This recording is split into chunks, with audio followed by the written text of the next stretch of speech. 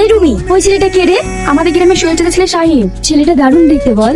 তুই আবার প্রেমে পড়ে গেলি নাকি? আমি ওকে প্রথম থেকেই ভালোবেসে ফেলেছি। আমি যদি বিয়ে করি তাহলে ওকেই করবো। শাহিন শোনো। হ্যাঁ বলো। কলেজে প্রথম দেখায় আমি তোমাকে ভালোবেসে ফেলেছি। এসব তুমি কি বলছো? আমি তোমাকে অনেক ভালোবেসে ফেলেছি। না না, এটা হয় না। আমি তোমাকে কোনোদিনই ভালোবাসতে পারবো না। আমি পড়াশোনা করে আমার আব্বা মায়ের স্বপ্ন পূরণ করতে চাই। কিন্তু শাহিন, আমি তোমাকে ভীষণ ভালোবেসে ফেলেছি। আমি তোমাকে ছেড়ে বাঁচবো না। আমি তো বললাম তোমাকে ভালোবাসতে পারবো না। আচ্ছা যাও, কিন্তু একটা কথা শুনে রেখো, আমি যদি জীবনে কাউকে বিয়ে করি তাহলে তোমাকেই করবো। তোমার যা ইচ্ছা তাই করো। দেখ বাপ, তোকে ভালো করে পড়াশোনা করতে হবে, মানুষের মতো মানুষ হতে হবে। পৃথিবীর আমাদের অনেক স্বপ্ন। তুমি দেখো আমাদের ছেলে আমাদের মুখ উজ্জ্বলই করবে। শাহিন শোনো। এটা তুমি কি হচ্ছ? হাত ছাড়ো বলছি, ছাড়ো আমাকে।